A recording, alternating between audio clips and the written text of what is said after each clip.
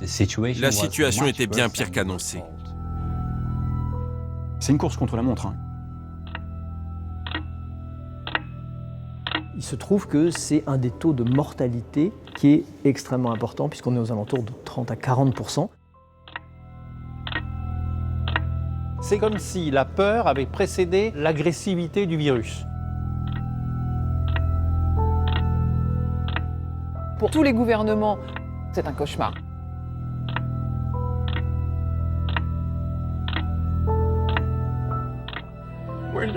On n'est pas qu'une histoire, des grands titres. On est des humains, avec des familles. Ce passager, le voici un mois plus tôt. Il va embarquer à bord du Hondus, l'un des 88 touristes prêts à partir pour une croisière de rêve. Plusieurs semaines à la découverte des îles isolées de l'Atlantique Sud au Cap-Vert. Embarquez avec moi. On arrive dans la salle de restauration. C'est là qu'on dîne. Oh, c'est énorme. Tout le monde a un pass. Il faut scanner. Et voilà ma chambre. Le Hondus a des chambres très spacieuses. Et voici l'endroit où on passe le plus de temps en expédition pour avoir les meilleures vues. Une croisière au plus proche de la nature. C'est justement de la nature que va venir le danger. Mais pour leur abord, c'est l'insouciance.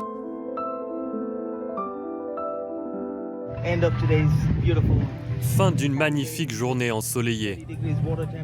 L'eau est à 30 degrés. On est les seuls à s'être baignés. Car à bord, il y a un passager clandestin, invisible, dangereux.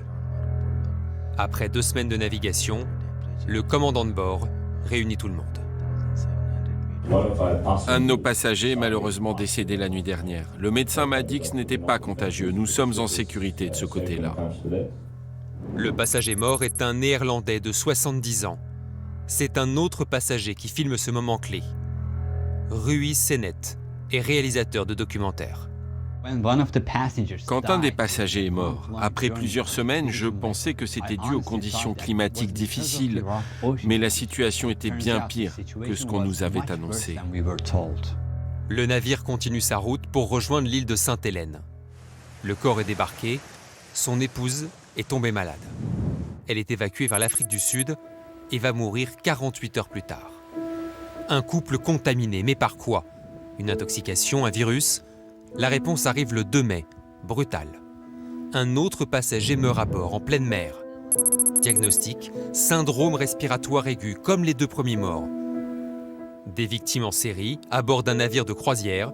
Impossible de ne pas penser au sort d'un autre bateau, 6 ans plus tôt, au début de l'épidémie de Covid.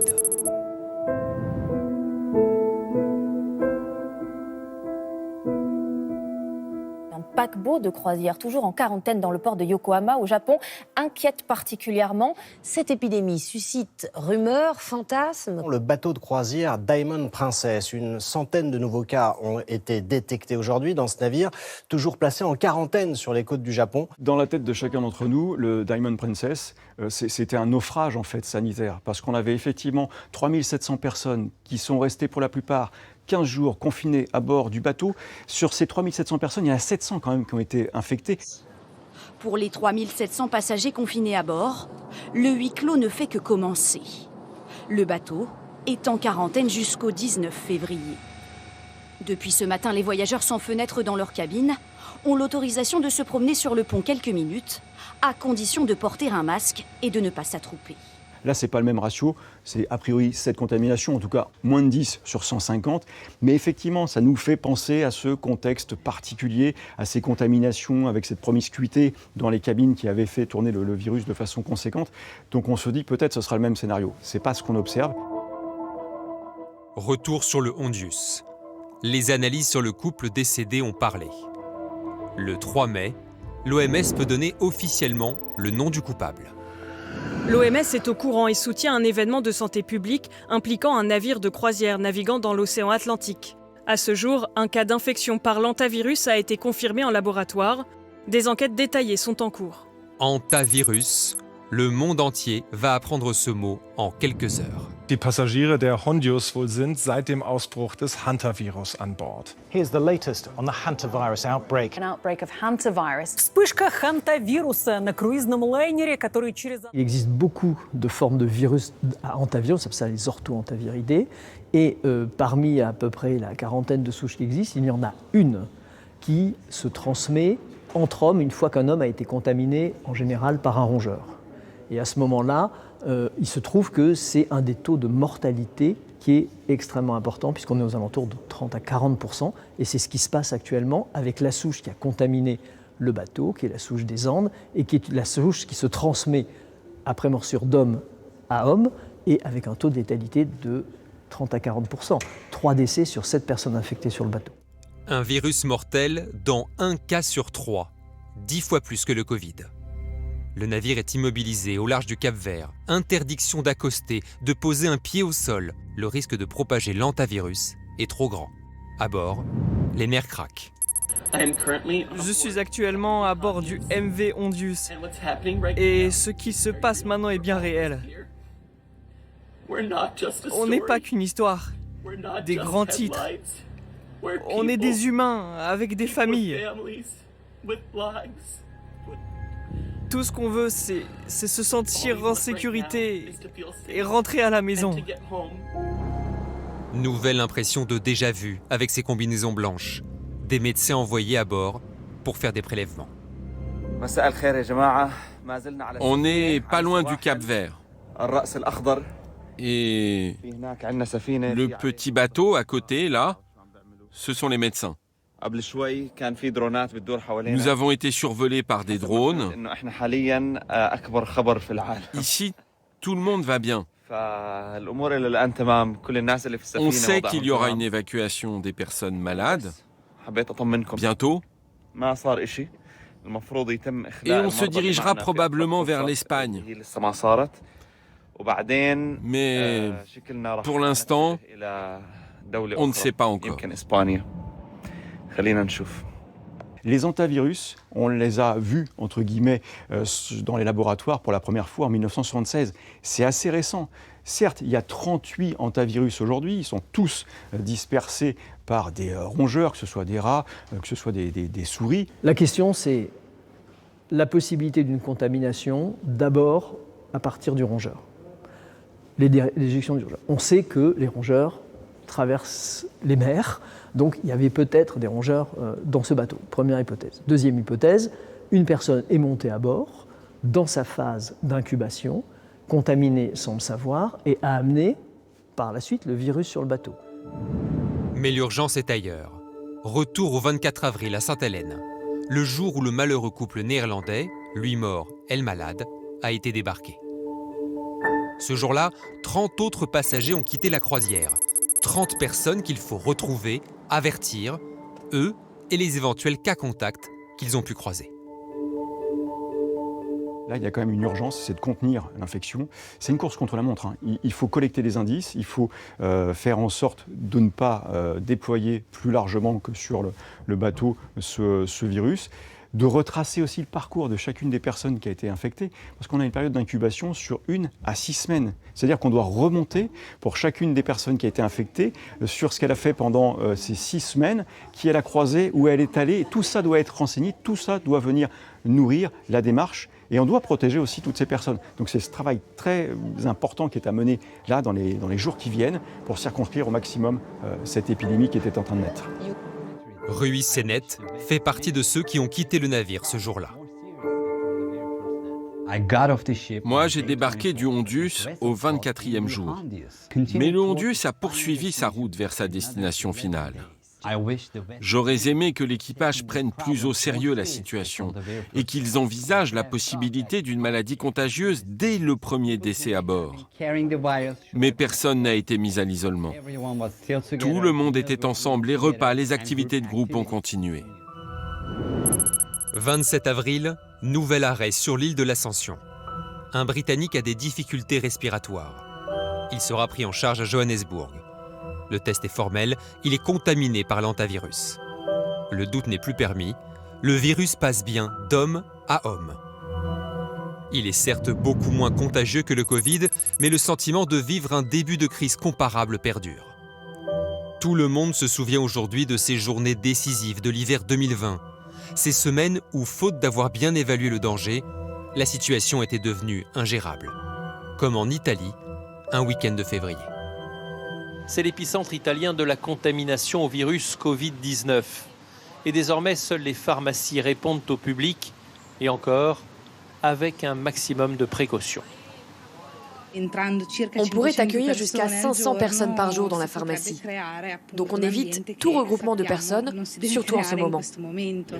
Alors correspondant en Italie, Alban Micosi a vu de près le moment où tout est devenu hors de contrôle. Quand on arrive à Codogno, il y a une atmosphère très étrange parce que tous les commerces sont fermés d'urgence. Donc il y a des rideaux tirés, les gens devant nous, les gens se mettent à courir, les gens cherchent des masques. Et il n'y a pas de masque en Italie du tout, donc on croise des gens qui ont des foulards devant le visage, etc. Ici, en 24 heures, le nombre de personnes malades a augmenté de manière exponentielle. L'hôpital qui a reçu les cas les plus sérieux est désormais fermé au public. Même le secteur des urgences ne répond plus, car une partie du personnel médical est aussi contaminée. Et là se crée un premier cercle pour éviter l'hôpital, c'est-à-dire qu'arrivent des barrières posées par des policiers qui ont des équipements de cosmonautes, qui posent des barrières, et en très gros, vous êtes enfermés dans cette petite zone de Codogno. Les Italiens ferment l'accès à 15 villages autour de Codogno et Codogno. Et vous êtes dans la zone des pestiférés. Et là, on comprend qu'il se passe quelque chose qui nous échappe. Retour en 2026. Quel pays veut bien laisser accoster le Hondius? Cas de conscience pour les pays africains et européens, l'Espagne ne l'exclut pas, mais cette fois la peur va beaucoup plus vite que le virus. Les Canaries sont envisagées, levée de boucliers au sein de la population. Ça me plaît pas que le bateau arrive ici à Tenerife. Il y a 6 semaines. 6 semaines d'incubation, pas une, pas deux. Honnêtement, c'est une mauvaise idée, parce qu'il pourrait contaminer des gens. Ça ne me ravit pas vraiment, je ne suis pas trop pour. Mais je comprends, il faut bien s'occuper d'eux. S'occuper des malades, s'occuper aussi de rassurer l'opinion publique internationale. C'est ce que décide de faire l'OMS. Fini les simples communiqués, il parle face caméra. Nous comprenons que cela suscite des inquiétudes et c'est précisément pour cette raison que nous nous efforçons de répondre aux questions, pour replacer dans le contexte. Et je le répète, le risque pour le grand public est faible. Oui, c'est extrêmement difficile parce qu'en fait, il y a deux impératifs. Il y a un impératif de maintenir l'ordre public, c'est-à-dire maintenir effectivement ne pas créer un vent de panique mondial. Vous imaginez, si l'OMS, l'Organisation mondiale de la santé, se met à dire « voilà, il y a un vrai risque », même s'il le pense, ça crée un désordre tel que c'est contre-productif. Donc il faut une gestion de crise qui permette de calmer les populations.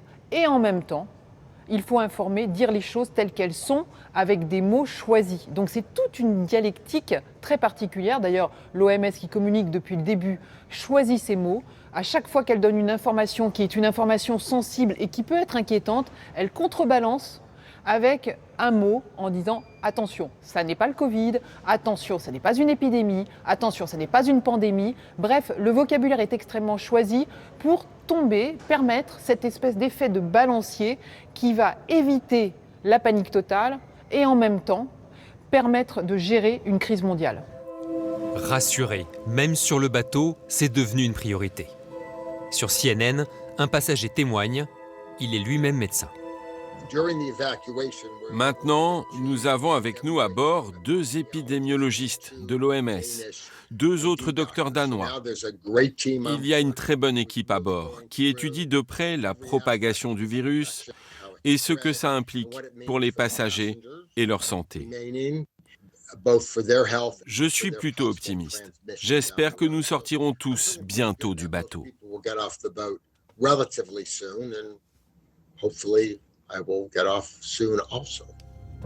Car l'Espagne a pris sa décision. Oui, les Canaries accueilleront le Hondius. Mais pas question d'un accostage. Inimaginable de voir des passagers potentiellement contaminés débarquer et côtoyer la population. Les autorités de l'île vont donc imaginer un protocole sanitaire strict et, si possible, rassurant. Les passagers seront débarqués à bord d'une navette fluviale. Elle accostera à quai.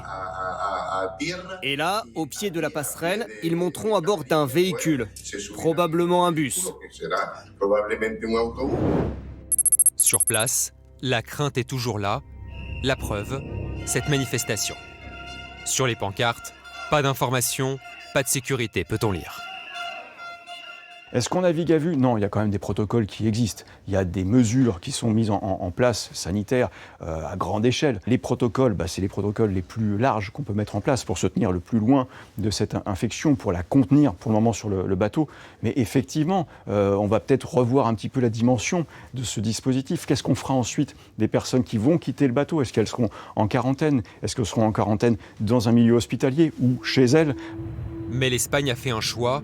Chaque pays concerné devra reprendre immédiatement ses ressortissants. Pourquoi ne pas avoir créé une bulle sanitaire stricte de plusieurs semaines sur place? Cela éviterait les déplacements, de nouveaux risques, mais il y a un problème et il est économique. Il y a une stratégie de la part des Canaries et de la part de l'Espagne qui est totalement logique. Nous sommes en période quasi estivale, ce sont les vacances. Cette île vit du tourisme et ne peut absolument pas se permettre d'avoir une image qui est l'image de l'île des malades, de l'île du virus. 2, ils ne peuvent pas se permettre d'avoir sur place des gens qu'il faudrait soigner alors qu'ils n'ont pas les structures pour les soigner. Et 3, les touristes arrivent. Et ça serait une catastrophe économiquement pour cette île d'avoir effectivement et cette réputation et ce devoir économique à gérer. Dans quelques heures, le monde entier regardera comment se passe cette évacuation hors norme, avec le sentiment de vivre un moment décisif. De la réussite de cette opération sanitaire dépendra pour une bonne partie la suite de l'histoire. Avons-nous tiré toutes les leçons du Covid? Médecins, scientifiques, responsables politiques, tous vont être confrontés à la même question.